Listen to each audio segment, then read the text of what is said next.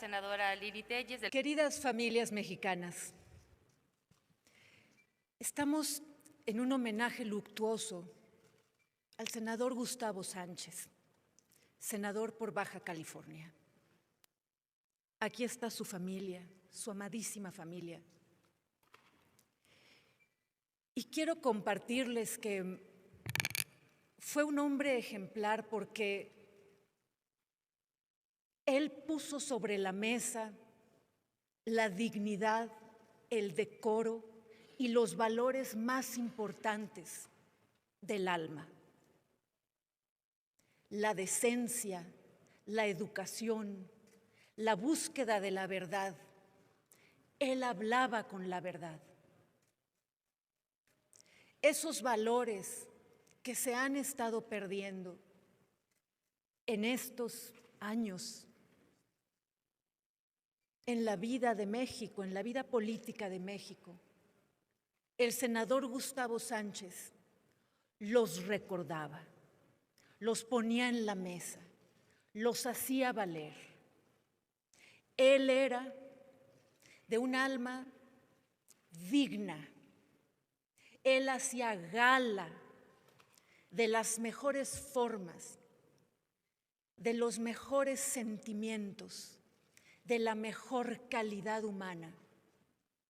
Y era un hombre valiente, valiente siempre con la verdad de frente, con un profundo amor por Baja California, con un profundo amor por México, con una dignidad con la que cumplía su trabajo a pesar de cualquier dificultad, enfrentando en los últimos tiempos las adversidades propias de la enfermedad.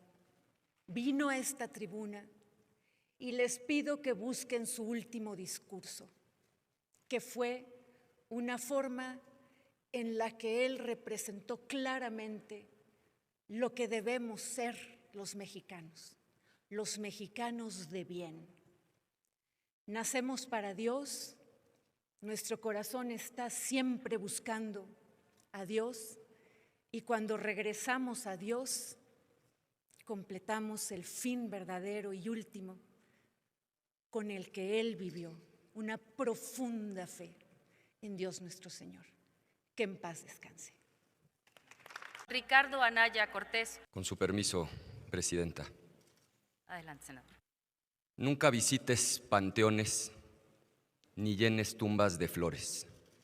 Llena de amor corazones, en vida, hermano, en vida. En el marco de esta sesión solemne para honrar la memoria de nuestro querido compañero Gustavo Sánchez, este verso pasa de ser simple poesía a convertirse en una verdad profundamente humana. Por eso pueden sentirse en paz sus hijos Gustavo y Alejandro. Por eso pueden sentirse en paz sus compañeras, compañeros, sus amigas y sus amigos. Y sobre todo, querida Margarita, por eso tú puedes hoy sentirte en paz, porque en vida llenaste de amor el corazón de Gustavo. Y yo agradezco profundamente a la vida que también pude en vida decir de Gustavo lo que hoy voy a referir en esta sesión. Apenas el 17 de octubre, en el marco del último informe que alcanzó a rendir, recordábamos 5 aspectos fundamentales en la vida pública de Gustavo. Primero, recordar que la vida de Gustavo y la historia del PAN en Baja California están estrechamente vinculadas. El PAN, un partido fundado en 1939, que tuvo que esperar 50 años, medio siglo de lucha tenaz opositora para que se reconociera el triunfo en una gubernatura. Y eso ocurrió en el estado de Gustavo Sánchez, en Baja California, cuando en 1989 Ernesto Rufo se convierte en el primer gobernador panista en la historia, invita a Eugenio Elordui como su secretario de Finanzas y el propio Eugenio, con el acuerdo del entonces gobernador, busca a un entonces joven de 27 años, abogado, fiscalista, talentoso, para pedirle que se incorpore a ese gobierno como procurador fiscal. Ese joven de 27 años, Gustavo Sánchez Vázquez, tuvo la tremenda encomienda de cuidar desde la perspectiva jurídica la hacienda del estado de Baja California, el dinero de la gente. Y una anécdota que a Gustavo le encantaba platicar es que en ese entonces el gobierno de Salinas pretendía hacer un cambio al convenio de coordinación fiscal, lo cual iba a implicar una merma tremenda a los recursos de las y los bajacalifornianos. Y acabaron en una reunión en la oficina del entonces secretario de Hacienda, Pedro Aspe, estaba ahí el subsecretario Gil Díaz, y por parte del gobierno de Baja California, Rufo Elordui, y el cerebro técnico detrás de la reunión era este joven de 27 años, Gustavo Sánchez Vázquez. Después de horas de reunión donde se negaban a firmar un acuerdo que perjudicaba las finanzas locales, apareció en la oficina el propio presidente de la República, Carlos Salinas de Gortari, y ni así los doblaron y no firmaron. De ese tamaño era el panismo de la época y de ese tamaño era nuestro compañero entonces, un joven de 27 años, Gustavo Sánchez Vázquez. Cuando termina ese gobierno, aunque el PAN gobernaba el estado, nunca había gobernado la capital. Elordui es candidato a presidente municipal de Mexicali y le pide a Gustavo que lo acompañe como síndico, hacen campaña juntos, ganan la elección, se convierten en el primer alcalde y Gustavo en el primer síndico panista en la historia de su natal Mexicali. Cuando concluye esa administración, Gustavo se regresa muchos años a su despacho, algo que sus amigos le oímos decir muchísimas veces. Decía Gustavo una y otra vez: no vivan de la política, hay que vivir para la política. Años más tarde, el presidente del partido y el propio gobernador Osuna le piden que sea diputado local. Y Gustavo en primera instancia se niega y él contaba que decidió irle a pedir consejo a la persona que en ese entonces él más respetaba, que era su padre. Y su padre ese día le dijo una frase con la que, por cierto, cerró su informe el 17 de octubre pasado. Su padre le dijo: quien hace lo que puede, hace lo que debe, ve y cumple con tu deber. Y Gustavo regresa con el partido y con el gobernador y acepta ser candidato a diputado. Le dicen que por supuesto irá en el primer lugar de la lista y Gustavo lo rechaza. Gustavo pone una sola condición: quiere ir de mayoría, quiere ir a la calle, y solo si la gente con su voto decide que él sea diputado, entonces ocupará un escaño en el Congreso local. Hace una extraordinaria campaña, guerrero como siempre lo conocimos, gana la elección y fue un extraordinario coordinador del grupo parlamentario del PAN en el Congreso de Baja California.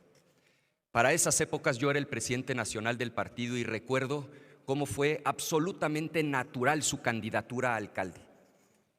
Amplísimos sectores de la sociedad civil, no solamente del panismo, veían en Gustavo a la figura adecuada para ser el candidato a alcalde de la capital. Fue candidato, ganó la elección e hizo un gobierno ejemplar, honesto, valiente, siempre un hombre de principios. Y otra vez la anécdota que a él más le gustaba contar fue que a su toma de protesta acudió su madre, a quien amaba entrañablemente.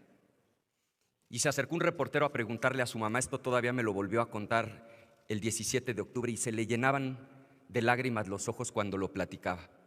Que le preguntó el reportero a su mamá que qué opinaba de su hijo, el alcalde. Y que su mamá contestó: del alcalde voy a opinar dentro de 3 años cuando termine su administración. Disciplina amorosa le llamaba a eso nuestro querido Gustavo. Y me platicaba Gustavo que fue su mamá a su último informe de gobierno, que lo abrazó y que le dijo: tu papá, que ya se nos adelantó en el camino y yo estamos muy orgullosos de ti, misión cumplida, cumpliste con tu deber. Gustavo siempre remó contracorriente. Para llegar a este Senado de la República, pasó primero por una elección interna tremendamente competida contra un exgobernador del estado, en donde, por cierto, la mancuerna con Max fue fundamental para que pudieran ganar esa elección. Elección competida, democrática. Y la elección constitucional fue muy compleja. No solo Morena tenía mucha fuerza en ese momento en el estado de Baja California. El PT llevaba como candidato a un exgobernador, a Bonilla, el Verde llevaba a Hank, y en una elección competida, Max ha dado testimonio de ello, recorriendo todo el territorio, guerrero como siempre fue Gustavo, ganaron la elección. Y en este Senado de la República, Gustavo dio ejemplo, dio cátedra de lo que es legislar con principios. Como aquí se ha dicho, se podría estar o no de acuerdo con él, pero siempre defendió con pasión sus convicciones. Termino con una historia que me gusta mucho. Un joven de unos 14, 15 años, de excursión por la Sierra Gorda de Querétaro, pasa a visitar a un colega del padre Adrián, un colega muy querido en el pueblo, y cuando entra a la casa del padre se da cuenta de que solo tiene una cama y unos muebles, una cama y unos libros. No había un solo mueble adentro de la casa. Y el joven sorprendido le pregunta al padre que dónde están sus muebles. Y el padre se le queda viendo a este joven y le dice, pues ¿dónde están los tuyos? Y el joven no entiende en principio y confundido le dice, yo no soy de aquí, yo solo traigo esta mochila porque yo estoy de paso. Y se le queda viendo el padre y le dice, pues esa es exactamente la razón por la que yo tampoco tengo muebles, porque yo también estoy de paso. Y es que todas y todos estamos de paso. Este traje que traemos puesto es prestado. No sabemos el día ni la hora, pero todas y todos lo vamos a entregar. El reto es entregarlo como lo entregó Gustavo, con la frente en alto, con la cara limpia, con la satisfacción del deber cumplido. Descanse en paz el amigo, el padre, el esposo amoroso, el abuelo entrañable. Descanse en paz el senador de la República, Gustavo Sánchez Vázquez. La directiva, solo pedirle al Pleno y a la propia mesa directiva el respeto al Estado laico.